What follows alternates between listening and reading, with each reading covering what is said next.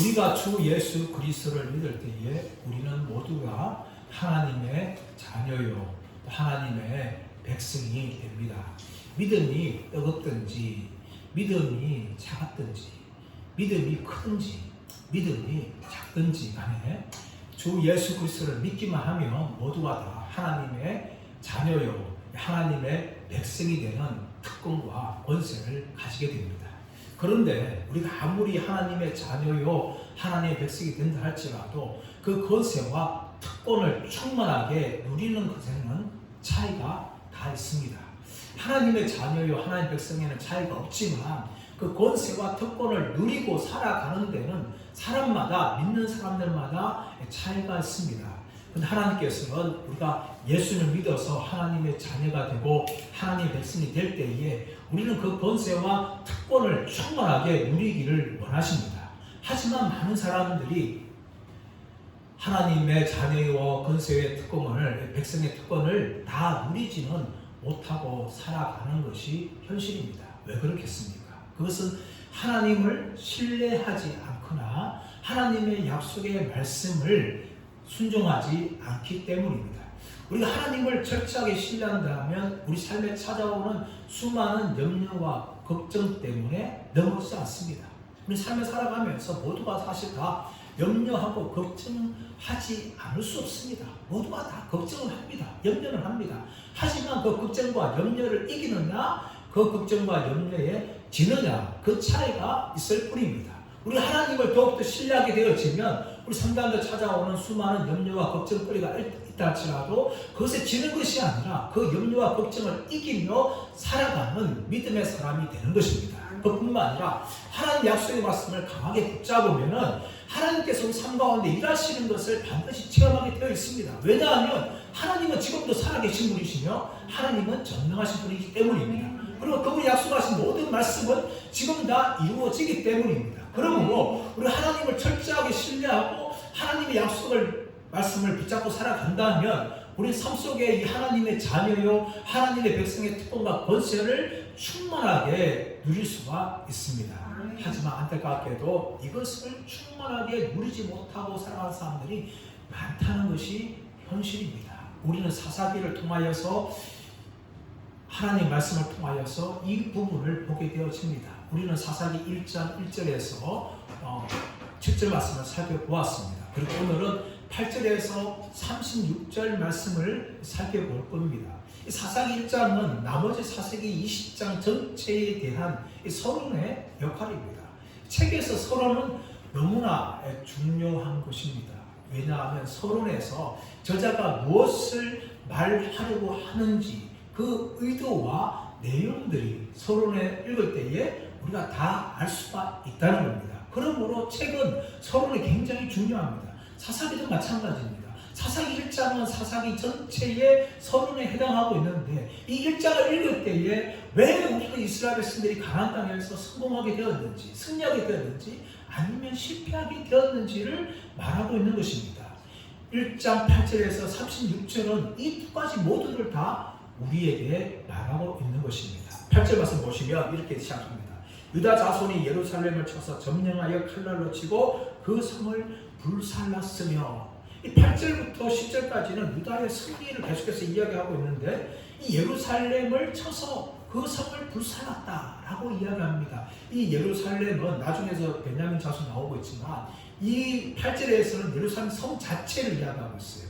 유다 자손이 예루살렘 성을 정복하였고 그것을 불살랐다라고 성경은 기록하고 있는 겁니다. 그 9절 말씀에는 그 후에 유다 자손 내려가서 산지와 남방과 평지에 거주하는 가나안 족속과 싸웠다라고 이야기합니다.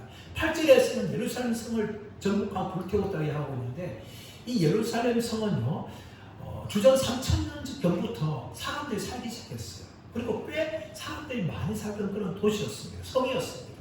이 성을 정복한 후에 바로 산지와 남방과 평지에 거주하는 가나안 족속과 유다가 싸워서 승리하게 되었고, 10절 말씀 보시면 유다가 또 가서 헤브론에 거주하는 가나안 족속을 쳐서 세세와 아히만과 달메를 죽였더라. 헤브론은 본 이름은 기랏 아르바였더라 라고 이야기합니다. 10절에서는 헤브론 정복에 대해서 이야기하고 있는데 세세와 달메와 아히만을 죽였다라고 이야기합니다. 근데 이 10절의 말씀 내용은요, 이미 여호수아서 15장 13절 14절 말씀을 통하여서 갈렙이 이 헤브론을 정복한 것을 이미 기록하고 있어요.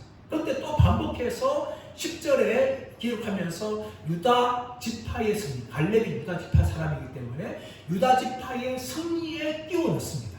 그만큼 이 갈렙이라는 사람은 유다 지파 사람들 중에서 이 가문의 영광에 해당하는 그런 사람으로 인정받기 때문에 유다 자손의 승리를 이야기하면서 갈렙이 차지했던 이 헤브론 승리를 이야기하고 있는 겁니다. 왜 여러분 갈렙이 이 유다 지파 사람들에게 가문의 영광이 되었을까요? 민수기 13장 14절 말씀 보시면 40세에 갈렙이 여호수아와 함께 파송을 받게 되어지죠. 그리고 가나안 땅을 40일 동안 정탐한 후에 돌아와서 믿음의 고백을 합니다. 하나님이 우리와 함께 하시는 그들은 우리의 먹이다, 팔이다 라는 믿음의 고백을 했던 사람이 이 갈렙이었어요.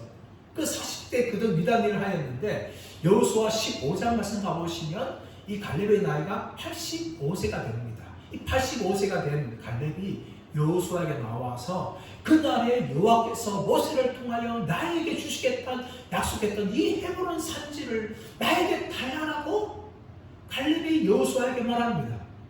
그때가 언제였는가 하면 40년 전에 45년 전에 모세가 약속한 땅이었어요.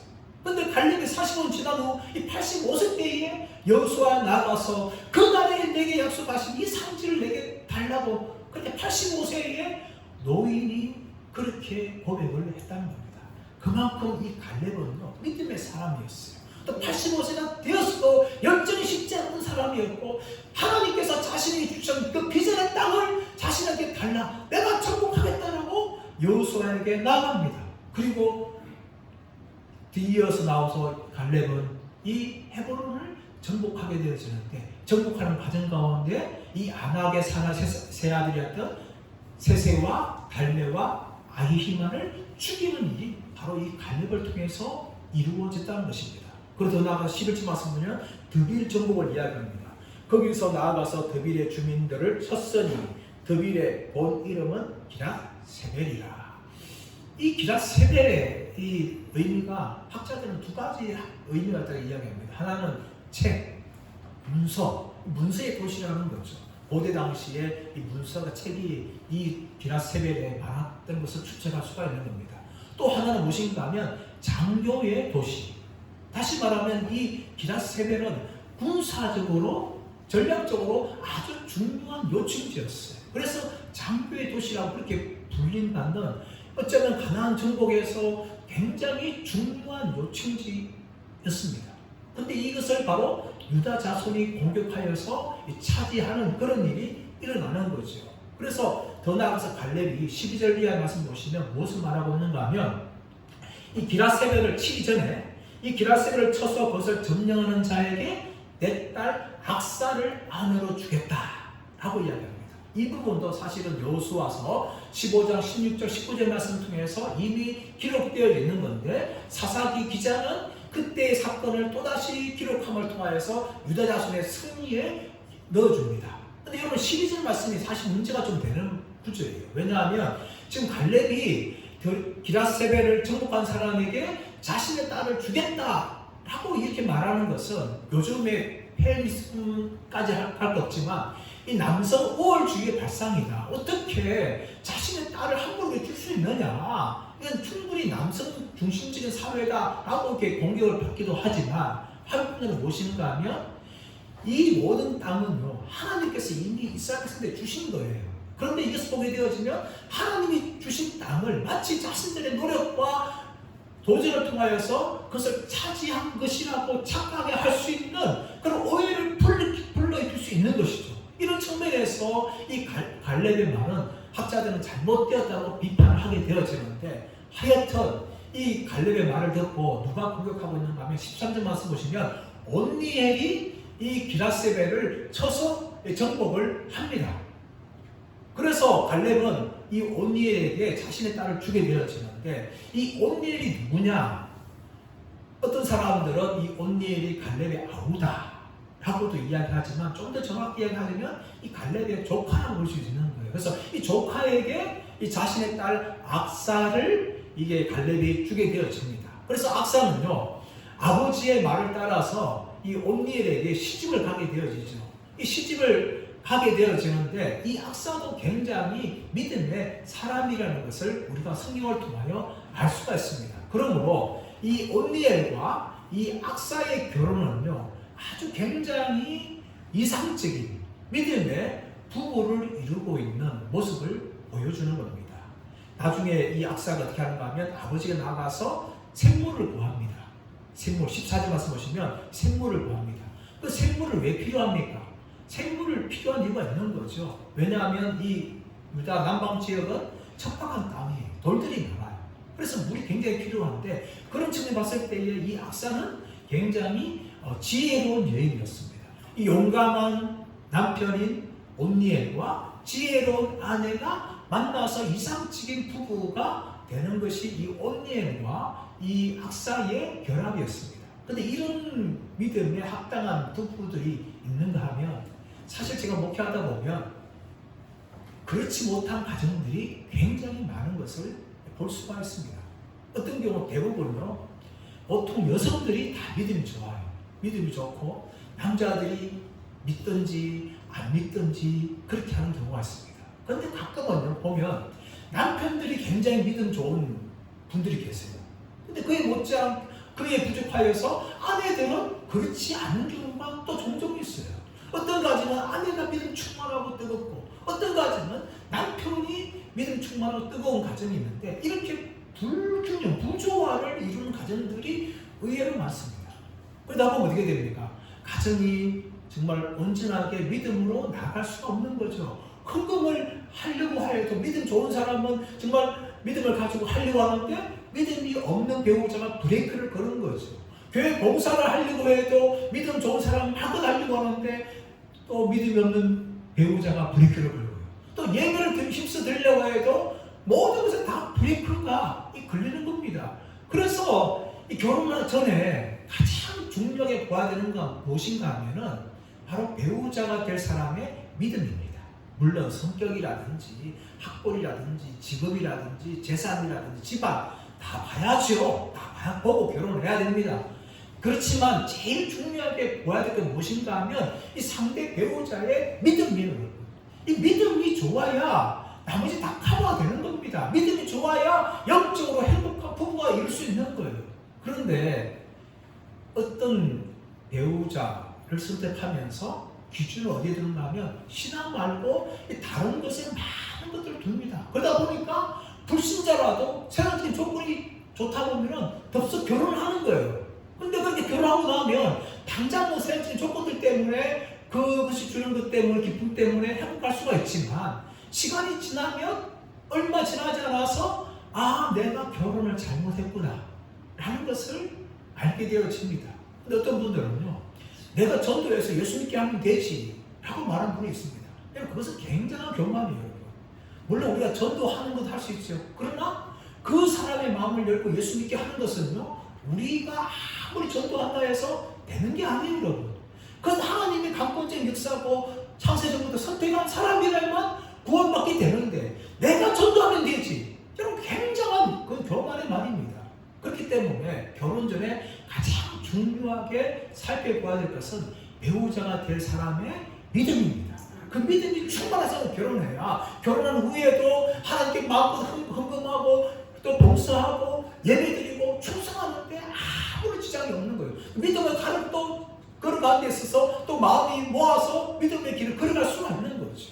그런데 현실에 많은 그리스도의 가정들이 그렇지 못한 경우가 굉장히 많습니다. 그래서 결혼하기 전에 충분히 기도하고 무엇보다 영적인 눈을 가지고 정말 내가 배우자 될 사람이 믿음이 어떤 것인지를 잘 살펴보고 결혼하여서 모든 가정들이 다 은혜 충만하고 성령 충만하고 믿음 충만한 가정 되기를 간절히 바랍니다. 혹시라도 결혼한 후에라도 무슨 분이 계신다면 그런 또 배우자를 위해서 열심히 기도하여서 하나님의 구원의 은혜가 가정마다 다 임하는 역사가 있기를 간절히 바랍니다.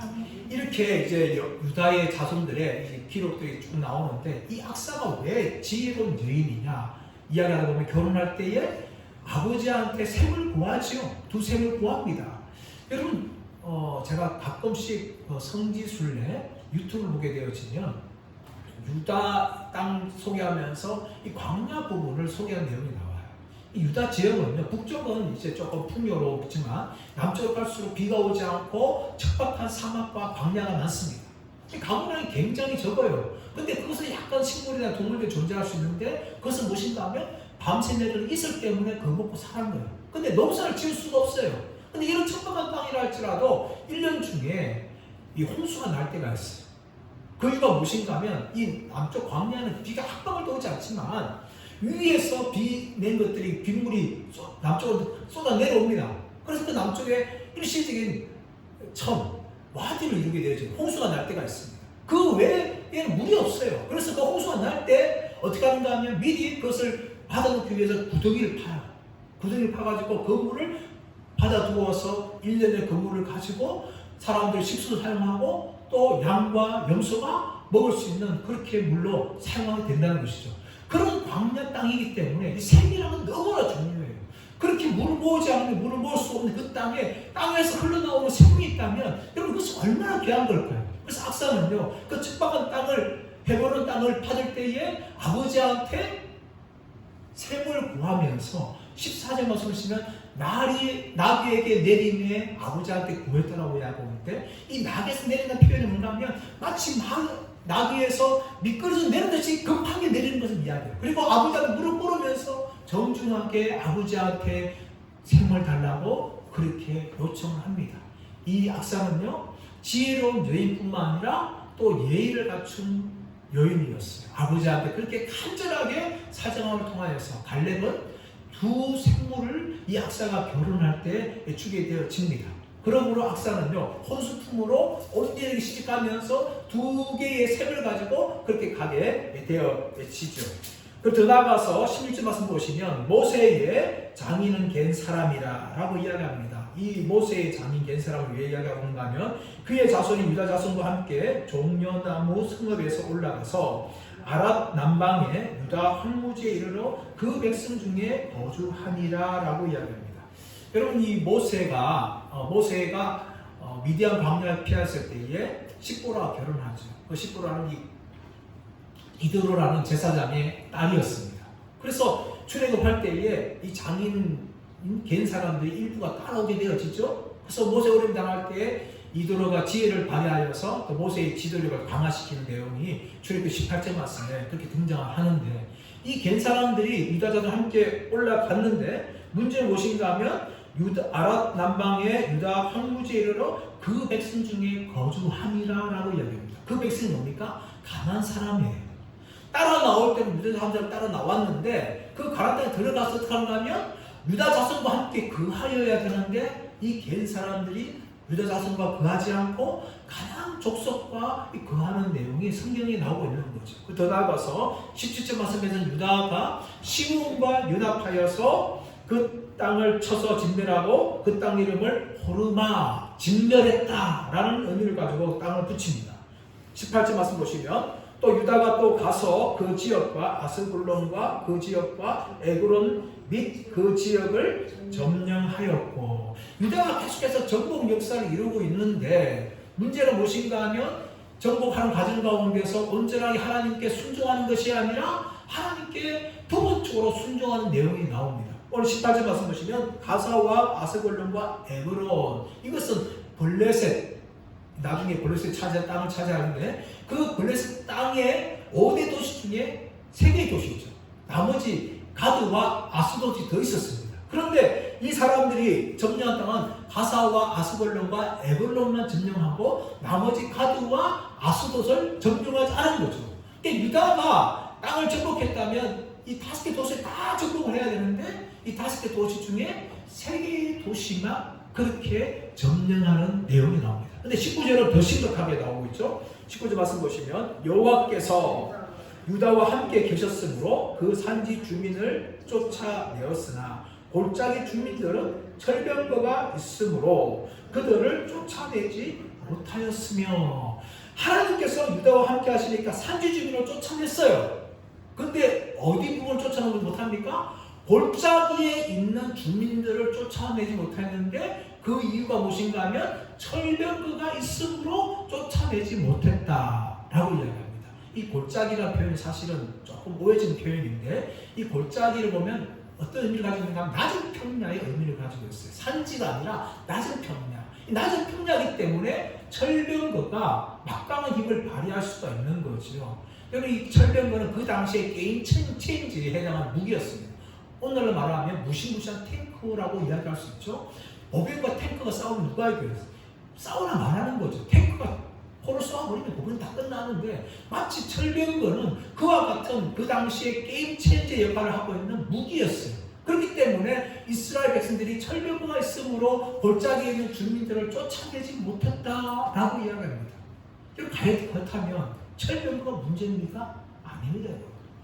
19절 말씀 보시면 여호와께서 함께 하심으로 산지중을 쫓아냈다 하면은 여호와께서 함께 하셨다면은 아무리 철병거가 있다 할지라도 그 철병거를 가진 민족들을 족속들을 쫓아내는 것이 마땅해요. 왜 그렇습니까? 하나님은 전능한 분이기 때문에 철병거가 있느냐 없느냐 아무 문제가 되지 않아요. 철병거가 뿐만 아니라 탱크로 무장해도 하나님이 함께 하시니 이길 줄 믿습니다. 그리고 그 성경에 많은 이야기가 나오고 있죠. 그 이야기 중에 대표적인 뭡니까? 다윗과 골리앗의 싸움이에요.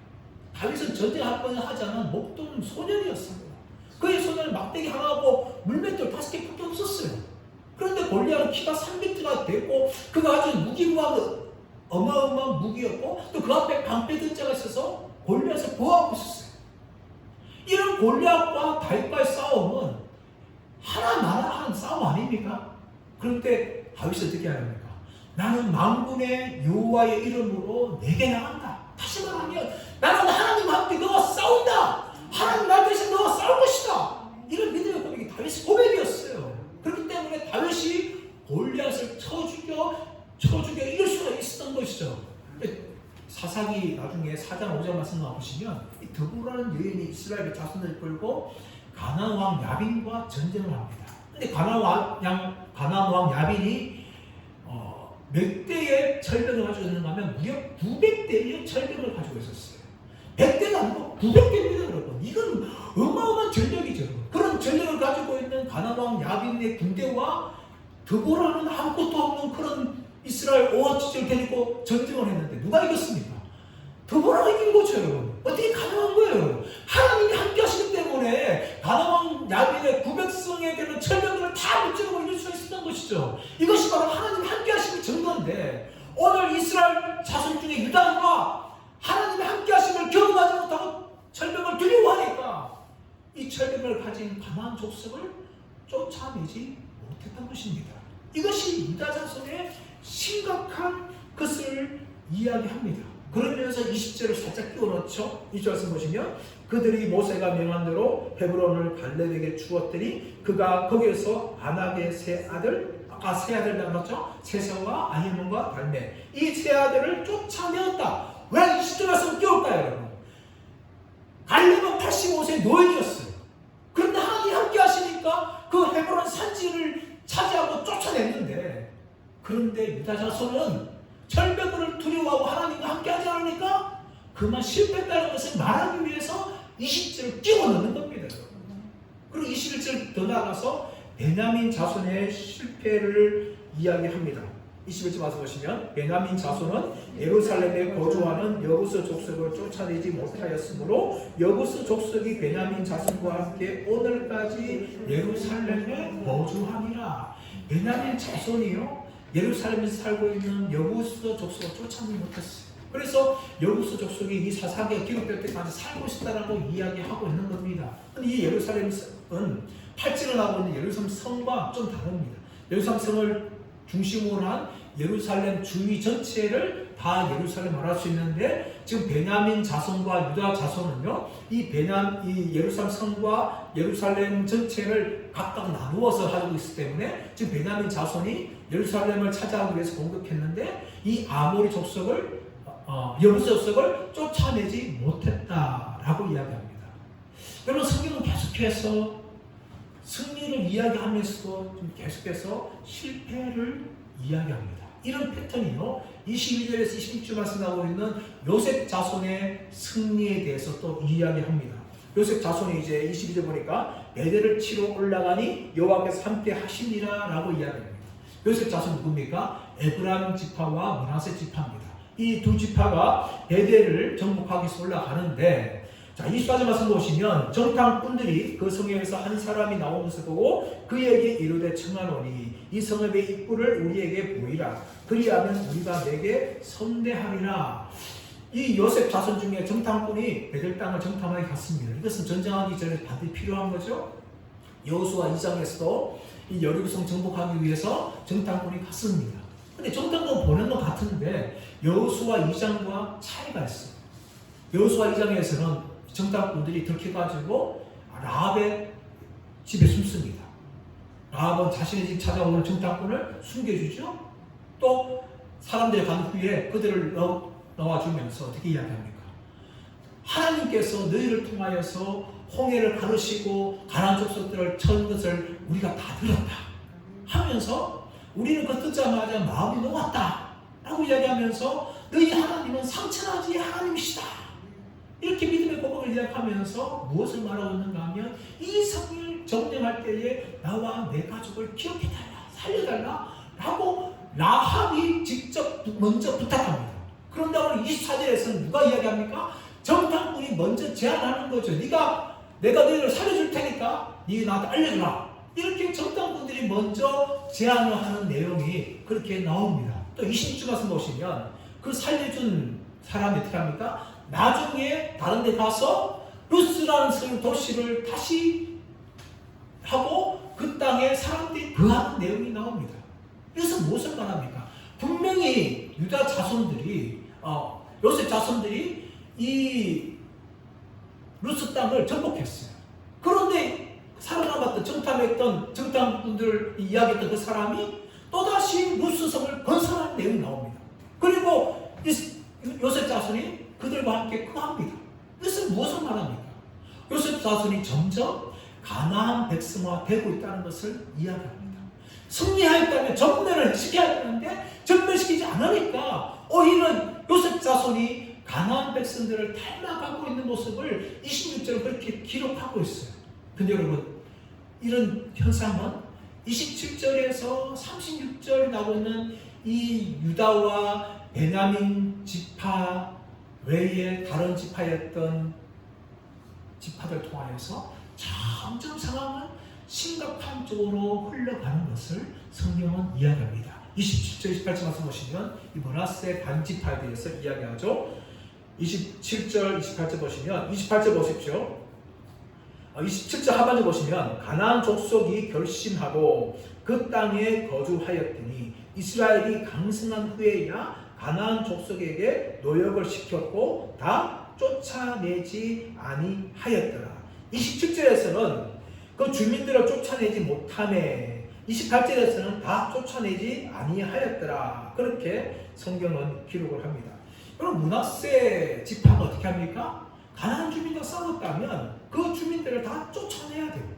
그런데 쫓아내지 못하고 또 쫓아내지 아니하였고 힘이 강성한 후에야 가나안 족속들에게 노역을 시켰다라고 성경은 이야기합니다. 29절 말씀 보시면 에브라임이 게셀에 거주하는 가나안 족속을 쫓아내지 못하매 가나안 족속이 게셀에서 그들 중에 거주하였더라. 므낫세도 쫓아내는데 실패하였고 에브라임도 쫓아내는데 실패를 합니다. 30절 말씀 보시면 스불론은 기드론 주민과 나할롤 주민을 쫓아내지 못하였으므로 가나안 족속이 그들 중에 거주하면서 노역을 하였더라. 스불론도 쫓아내지 못하여서 가나안 사람들이 스불론 땅에 함께 살아갑니다. 하지만 여러분 31절에서 이하는 더욱더 심각한 상황을 설명합니다. 31절, 32절 말씀 보시면 아셀이 악보 주민과 시돈 주민과 알랍과 악십과 헬바와 아빅과 르홉 주민을 쫓아내지 못하고 아셀 족속이 그 땅의 주민 가나안 족속 가운데 거주하였으니 이는 그들을 쫓아내지 못함이었더라. 여러분 지금까지 계속해서 이스라엘 자손들은 가나안 족속을 쫓아내지 못합니다. 그런데 앞에 나오던 므낫세와 에브라임과 스불론까지 그리고 여기까지와 나중에 나오고 있는 아셀과 납달리와 그리고 단 지파는 너무나 상 차이가 나요. 왜냐하면 앞에 므낫세와 에브라임과 스불론까지는요 이스라엘한테 쫓아내지는 못하였지만 가나안 족속이 이스라엘 땅 가운데 살았다라고 이야기합니다. 그런데 아셀 지파와 또 납달리 지파와 단 지파 상황은 심각한 게 무엇인가 하면 쫓아내고 못 쫓아내지 못했는데 아셀 지파가 또 납달리 지파가 가나안 족속 가운데 살았다라고 그렇게 기록합니다. 무슨 차이가 있습니까? 앞에 나오고 있는 지파의 이야기들은 쫓아내지 못하였지만 가나안 족속이 이스라엘 족속 가운데 살았다라고 이야기하고 있지만 아셀과 뒤에 나오고 있는 납달리와 단 지파 같은 경우는 단 지파가 더 심각해지는데 아셀과 납달리 같은 경우는 아셀과 납달리 지파가 가나안 족속 가운데 살았다. 그렇게 상황이 점점 더 심각한 가운데 나가는 것을 확인할 수가 있어요. 33절 말씀 보십시오. 납달리는 벳셀 주민과 벳아낫 주민을 쫓아내지 못하고 그 땅의 주민 가나안 족속 가운데 거주하였으나 벳세메스와 벳아낫 주민들이 그들에게 모욕을 하였더라. 이게 전혀 쫓아낼 뿐만 아니라 이제는 아셀과 납달리는 가나안 족속 가운데 그하는 이런 심각한 상황을 보여줍니다. 그런데 더 심각한 것은 34절 이하 말씀 보시면 단지파예요. 단지파가 어떻게 하면 단지파는 34절 보시면 아모리 족속이 단 자손을 산지로 몰아넣고 골짜기에 내려오기를 용납하지 아니하였으니 결심하고 헤레스 산과 아얄론과 살림에 거주하였더니 요셉의 가문이 힘이 강성함에 아모리 족속이 마침내 노역을 하였으며 아모리 족속의 경계는 아그라빔 비탈의 바위부터 위쪽이었더라. 이 34절에 나오고 있는 단지파는 어떻게 합니까? 아예 아모리 족속이 단지파를 내 골짜기 평지에 내려오는 걸 허락해 주지 않았어요. 그래서 단지파가요 이 산지에 갇히고 말았습니다. 이게 뭡니까 이게? 하나님이 여호수아를 통하여서 다 지파들마다 가나안 땅을 다 분할해 줬는데 이제 단지파는 아예 산지에서 내려오지도 못하고 평야에 거하지도 못하고 갇히고 있는 신세를 보여주는 겁니다. 나중에 이 요셉의 가문이 힘이 세니까 아모리 족속을 눌러가지고 그들에게 노역을 시키는 이 형편을 지금 보여주고 있는 겁니다. 여러분 그런다면 왜 이스라엘 백성들이 이렇게 이 가나안 족속들을 쫓아내지 못했습니까? 성경을 잘 보시면 이 두 개의 표현되어 있어요. 한편에서는 쫓아내지 못하였다 라고 이야기하지만 또 한편에서는 쫓아내지 아니하였다 라고 이야기하는 겁니다. 뭐가 맞을까요? 여러분? 히브리어는 로 레호리시 라는 구절인데 이 구절을 사사기에서는 한쪽에서는 쫓아내지 못했다 라고 기록하고 또 한쪽에서는 쫓아내지 아니하였다 라고 이렇게 이야기합니다. 28절에서는 쫓아내지 아니하였다라고 이야기하고 있죠. 뭐가 옳은 번역일까요? 어떤 게 옳은 번역인가 하면은 쫓아내지 못한 것이 아니라 쫓아내지 아니한 게 더 성경적인 올바른 번역입니다. 왜냐하면 레오리시는 히브리 문법상 해석해 보면은 쫓아내지 못한 것이 아니라 쫓아내지 아니한 거예요. 그게 더 정확한 표현입니다. 여러분 쫓아냈다, 쫓아내지 않다 이 성경은 헷갈리게 번역을 하고 있어요. 그러나 더 정확한 내용은 쫓아내지 않은 겁니다. 그게 더 정확한 표현이에요. 만약에 여러분 쫓아내지 못했다는 것은 무슨 문제를 가져올까요? 그 문제가 무엇인가 하면 하나님의 전능하신 하나님께서 전능한 분이 아니시냐? 아니면 하나님이 약속하신 것이 잘못된 거냐? 이를 오히려 불러올 수 있어요, 여러분. 하나님은 전능하신 분이시고 하나님 약속이 맞다면 어떻게 쫓아내지 못할 수가 있는 거예요, 여러분. 쫓아내지 못하는 것이 불가능한 거죠. 하나님이 전능하시기 때문에 하나님 약속이 옳은 거기 때문에 반드시 쫓아내지 않는 거죠. 그런데 이스라엘 백성들은 쫓아내지 못한 것이 아니라 쫓아내지 않은 겁니다. 그렇다면 왜 여러분 쫓아내지 않았을까요? 그 이유가 무엇인가 하면 바로 노역을 시키기 위함입니다. 30절, 33절, 35절 말씀 보시면 노역을 시켰다. 이렇게 성경을 나옵니다. 이 노역을 통해서 얻는 게 뭡니까? 노동력입니다. 노동력. 이 가나안 땅은 농사를 짓는 땅이에요. 광야에서는 이스라엘 백성들이 만나가 내려서 만나를 먹었지만 가나안 땅에서 농사를 지어야 돼요. 그럼 뭐가 필요할까요? 일손이 필요하죠. 일손. 농사 짓는 기술자들이 필요하죠. 이 이스라엘 백성은 한 번도 농사를 지어본 적이 없어요. 광야에서. 그렇기 때문에 농사 짓는 방법을 잘 몰라요. 농사는 기술자 필요한 거죠. 일손이 필요한 거죠. 그래서 가나안 족속들은 뭡니까? 쫓아내지 아니하고 하나님 말씀 불순종하여 쫓아내지 아니하고 그들의 경제적 이득을 얻기 위해서 가나안 땅에 그냥 그들과 함께 살기를 허용해 준 겁니다. 그래서 이스라엘 백성들이요, 이 가나안 땅에서 오히려 나중에 가나안 족속을 당하여 고통을 당하고 하나님께 부르짖는 그런 불우한 역사를 경험하게 되어지는 겁니다. 이스라엘 백성들은 하나님을 붙잡기보다는 자신들의 경제적인 이익에 눈이 멀었어요. 그 경제적 눈이 머니까 하나님 말씀에 불순종하고 가난한 사람들 쫓아보내지 않고 그들 가운데 함께 두어서 노역을 시킴을 통하여 그들 통해 주어지는 경제적 이익을 누리면서 그들은 살았던 것입니다. 이것이 문제예요. 이것이 바로 이스라엘 백성들에게 주시는 이 가나안 땅 정복 전쟁이 실패하게 된 그런 이유입니다. 이 가나안 땅에서 하나님의 승리를 누리고 약속의 말씀을 주어진 그 안식을 누려야 되는데 그것을 누리지 못한 이유가 뭔가 하면은 이스라엘 백성들의 불신앙과 불순종이죠. 하나님을 철저하게 신뢰하지 않고 하나님 약속의 말씀에 불순종하니까 그 불순종을 인하여서 오히려 나중에 가나안 족속을 통하여 고통을 당하는 그러한 일을 그들은 반복하게 되어집니다. 사랑하는 여러분, 이 사사기가 우리에게 무엇을 말하고 있는 겁니까? 하나님을 철저하게 신뢰하고 하나님의 약속의 말씀을 붙들고 나갈 때에 우리는 승리를 경험하고 하나님의 일하심을 경험할 수 있습니다.